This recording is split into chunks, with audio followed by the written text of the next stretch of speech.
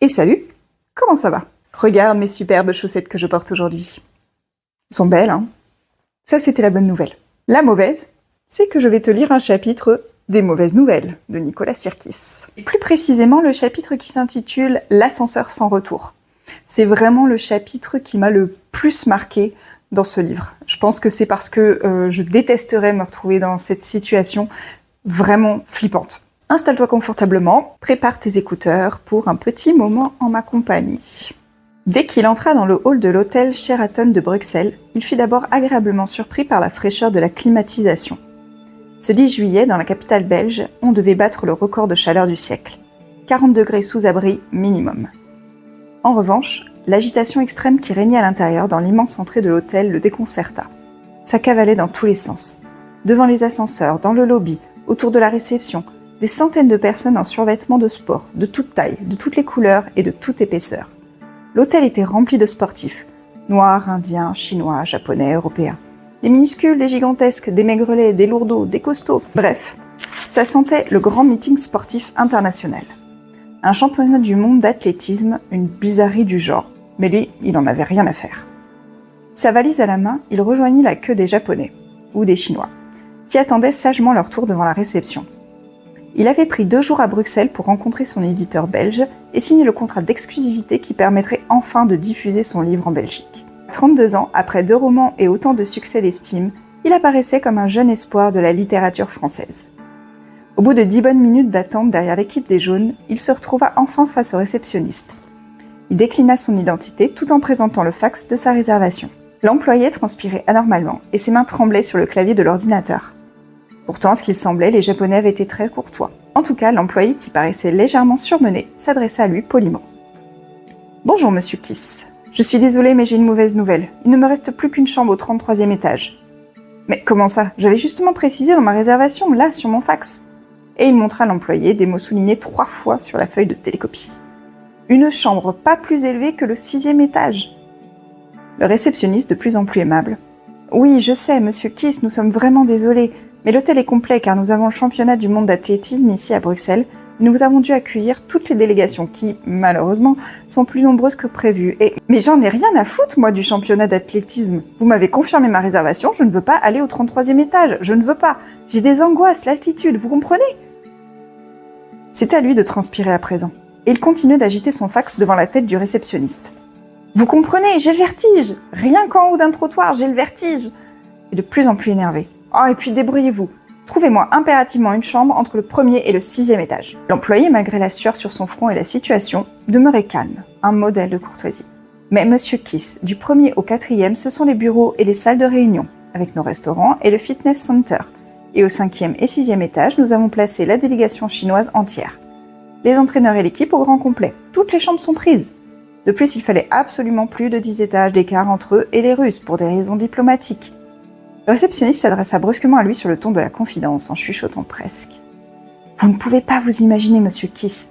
La répartition de tous ces sportifs, ça a été tout un bazar, un véritable casse-tête chinois.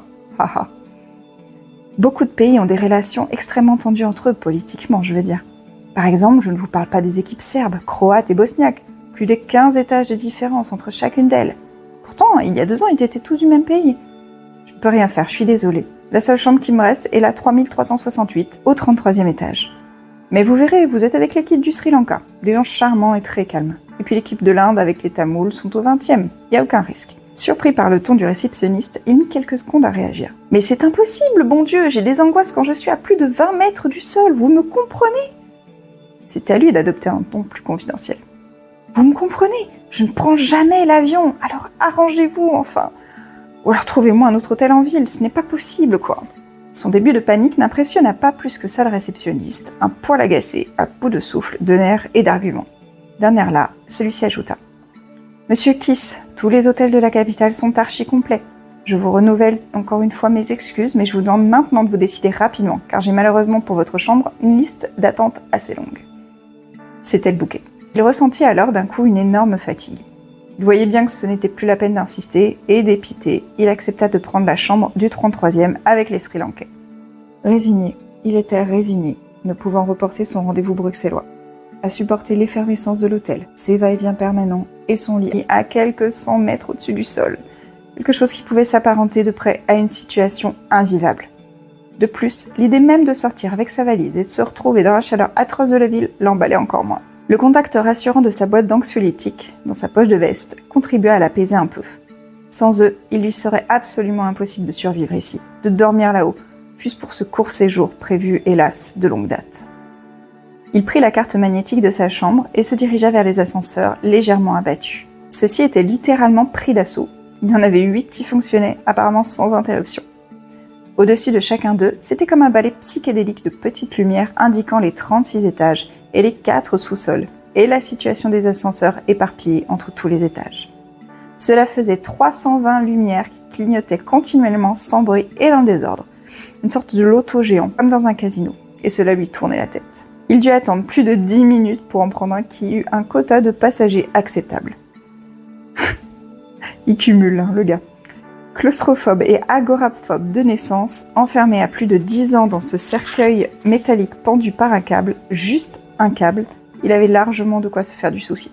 Dieu merci, le trajet entre le rez-de-chaussée et le 33e étage ne dura que 13 secondes. Le Sheraton était l'un des hôtels les plus modernes de Bruxelles. Sitôt dans sa chambre, il se précipita vers la fenêtre et ferma les rideaux d'un geste sec. Surtout, ne rien qu'entre-apercevoir de la hauteur où il se trouvait. Il posa sa valise sur son lit, alluma la télé et ouvrit son mini-bar. Il but d'un trait la bouteille d'évian glacé, puis un coca et aussi une flasque de vodka. Il avait 1 heure avant son rendez-vous, juste en face de l'hôtel. Il décida de prendre une douche bien froide. Après quoi, il sortit de sa valise un bermuda blanc, un t-shirt blanc et des tennis blanches, sa tenue d'été préférée, parfaite. Je rigole parce que je sais ce qui se passe après. Parfaite pour la chaleur de la ville. Il s'habilla rapidement et s'allongea sur le lit en attendant l'heure de son rendez-vous. À son étage, tout était calme, effectivement. Quand il sortit de sa chambre en direction des ascenseurs, il ne croisa personne, pas même un Sri Lankais. Sur les murs, la danse des lumières clignotantes rappelait l'intensité du trafic. Il appuya sur le bouton d'appel. Quelques longues minutes plus tard, une porte s'ouvrit sans bruit, avec une personne à l'intérieur de la cabine, ce qui le réjouit. Le bouton 0, celui du lobby, étant déjà allumé, il s'adossa au fond de l'ascenseur. À ses côtés se tenait un homme 2 fois plus grand que lui, peut-être américain, maigre et barbu, assez athlétique.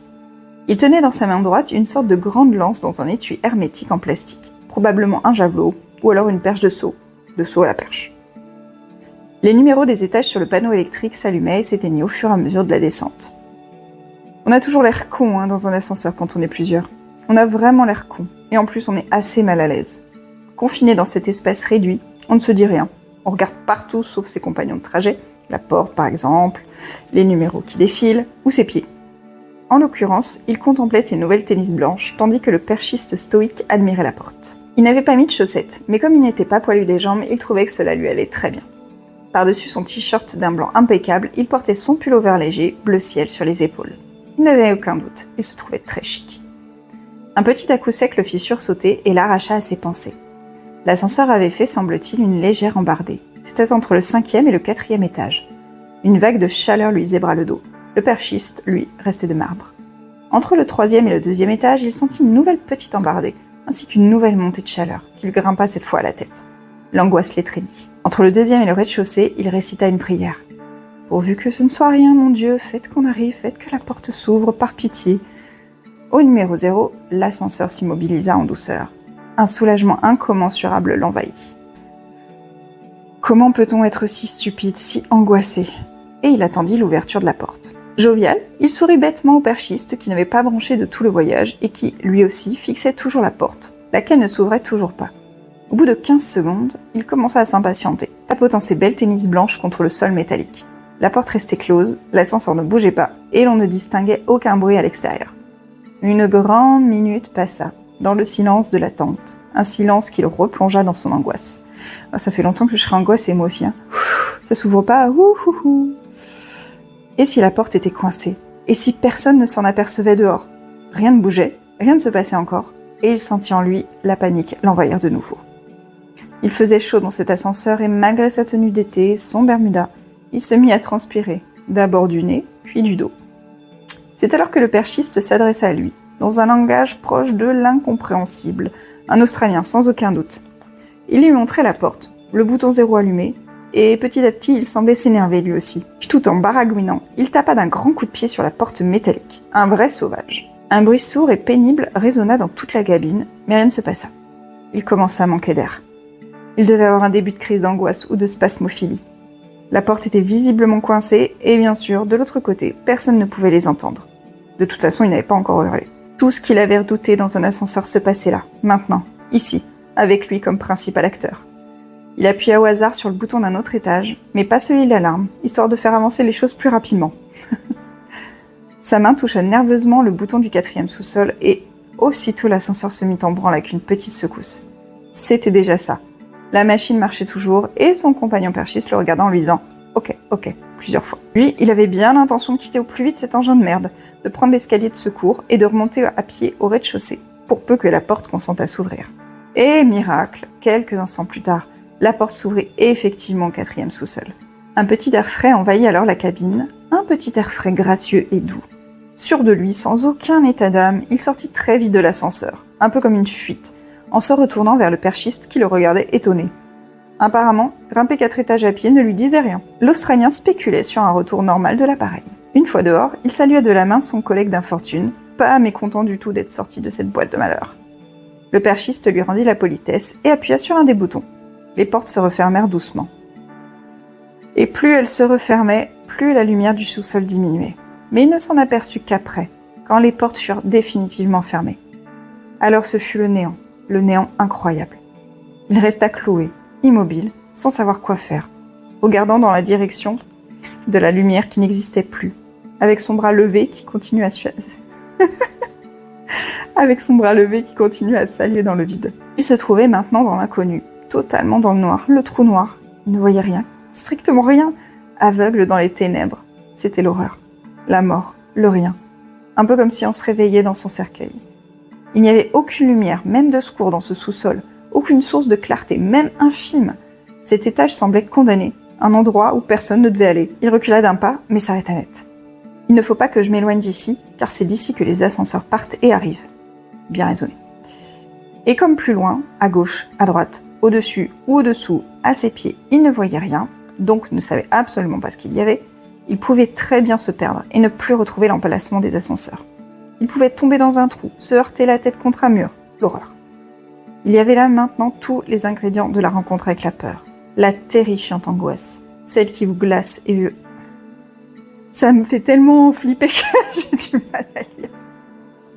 Celle qui vous glace et vous brûle à la fois, celle qui vous fait perdre votre normalité, la peur de ne jamais revoir la vie ou le jour, la peur de terminer sa vie, ses jours, là, enterré dans le 4e sous-sol d'un grand hôtel belge.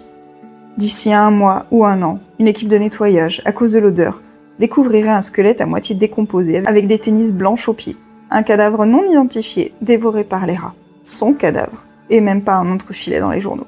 La mort serait horrible, la faim, la soif, tout ce qu'il imaginait, ce qu'il pouvait redouter lui arrivait en vrai, et ce n'était pas un rêve ni un cauchemar, c'était vrai. Le fait de ne rien voir du tout, d'être comme dans un trou noir, perturbait son équilibre. Il ne se voyait même pas. Il mit sa main devant lui, devant son visage. Il n'en sentit que le geste. Il n'existait plus, ou pas, en tout cas visuellement. Et c'était la plus horrible des sensations, comme Jodie Foster dans Le silence des agneaux. Celle que peuvent vivre les personnes devenues aveugles par accident ou maladie. Une terreur tant redoutée. Bon, il faut que je garde mon sang-froid, ne pas céder la panique, il faut que je raisonne. Il osa un petit cri. « Oh là, il y a quelqu'un ?» Il n'entendit que l'écho de sa voix comme unique réponse. Le 4e sous-sol devait être très vaste. « Au secours, à l'aide !» hurla-t-il. Même l'écho lui renvoyait la peur dans sa voix. Et là, ce fut la panique. Mais pourquoi je suis sortie de cet ascenseur? Merde, pourquoi ici? Pourquoi cette malédiction, cette situation? Qu'est-ce que j'ai fait pour être ici? Il fouilla ses poches avec peu d'espoir et il ne trouva que la carte de sa chambre. Pourquoi ai-je arrêté de fumer? Au moins j'aurais eu un briquet sur moi, et un peu de lumière, en tout cas la clarté de la vie. Il était toujours debout, n'osant bouger, toujours immobile, depuis longtemps maintenant, trop longtemps. La situation semblait désespérée, sans issue. Je vais crever là comme un rat, comme un con, une mort stupide, totalement idiote, sans aucun panache. Survivre dans le noir était sa principale préoccupation. Survivre et réfléchir calmement. Il n'entendait plus alors que le battement ultra rapide de son cœur qui résonnait en lui, car en plus du noir intégral, c'était le silence complet dans le sous-sol. Pas un bruit, pas un son, rien. Et tout d'un coup, peut-être un espoir. Si les ascenseurs descendaient ici, forcément, ils remontaient aussi. Et il devait y avoir logiquement un bouton d'appel, comme à n'importe quel autre étage. Ce bouton-là, c'était lui qu'il fallait trouver coûte que coûte. Il tendit ses bras devant lui. Rien, il ne touchait rien. Il fit un demi-tour complet sur lui-même, ou tout au moins le pensait-il, et se rendit compte qu'il ne pouvait plus connaître maintenant la direction de l'ascenseur qu'il avait déposé. Il y avait 360 degrés de solution autour de lui, autant dire qu'avec comme il l'était, cela allait être très difficile à trouver. À moins que la chance... Il décida judicieusement de faire une spirale à l'envers avec son corps, et ses mains droit devant, et normalement le cercle qu'il tracerait aboutirait logiquement à un mur ou au bouton d'un des 8 ascenseurs, s'il existait. Et en piétinant, il commença lentement un tour, un petit tour, puis 2, puis un 3e plus large, et là, ses mains frôlèrent de la pierre froide, le mur en béton. Très excité mais en nage, il dirigea ses bras et ses mains vers la paroi et s'accroupit. Il tâtonna de bas en haut, de droite à gauche. Rien pour l'instant, il n'y avait que le mur. Alors il tâtonna encore et encore, en remontant tout doucement, très doucement. Il avait d'ailleurs pris le réflexe des aveugles, c'est-à-dire la tête vers le haut, les mains vers le bas, comme Stevie Wonder. Il faut vraiment imaginer en fait d'être dans le noir complet. Je pense que à un moment donné, tu ne sais même plus qu'est-ce que le haut, qu'est-ce que le bas, à gauche, à droite. Ça doit être horrible. Et puis quelque chose de différent au toucher se dessinait autour de ses doigts. Il devina sans problème le bouton d'appel ou peut-être une minuterie quelconque. Il appuya dessus et là, miracle. Tous les dieux du monde réunis avaient eu pitié de lui et décidé de le sauver. Eux en haut, lui en bas. Une lumière, une faible lumière s'alluma sous ses doigts comme par magie. Il voyait sa main de nouveau, ses doigts. Il existait. Il avait appelé un ascenseur. Il avait appelé la vie. C'était quand même une toute petite lumière. Il ne distinguait pas grand-chose de l'endroit où il se trouvait. Il put juste entreapercevoir ses tennis blanches devenues sales. Le 4e sous-sol devait être un endroit très poussiéreux. Alors il attendit l'arrivée probable de l'engin, le bout du tunnel qui allait de nouveau le conduire à la réalité, au soleil, à la lumière, au paradis. Il attendit, et les minutes qui passaient maintenant étaient sûrement les plus longues de sa vie. Un petit bruit familier se fit entendre et l'avertit de l'arrivée imminente d'un ascenseur. Une joie. Une immense joie le gagna, le bonheur, le vrai bonheur. C'était donc ça, la vie, la vraie vie. Et que la vie est belle, se dit-il quand, un peu sur sa gauche, les portes d'un ascenseur s'ouvrirent et l'illuminèrent comme les portes du paradis, l'image de la Genèse, l'entrée de l'Éden. Il fut un moment ébloui comme un spéléologue sortant de son trou, et il aperçut 2 sublimes jeunes femmes noires, très belles dans la cabine.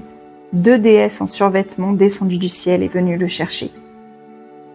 Quand les 2 jeunes femmes noires le découvrirent sortant de la nuit, elles poussèrent un hurlement d'effroi déchirant qui résonna dans tout le sous-sol. Le visage en sueur, plein de poussière noire comme un charbonnier, les yeux hallucinés, ses vêtements blancs sales et déchirés, les cheveux hirsutes, on aurait cru un zombie, un mort-vivant sortant des ténèbres. L'une des jeunes femmes se précipita aussitôt sur le bouton de fermeture automatique des portes. L'autre, en hurlant, rejeta violemment par un coup de pied Monsieur Kiss qui essayait d'entrer en souriant. Il tomba sur les fesses, par terre, en dehors de l'ascenseur.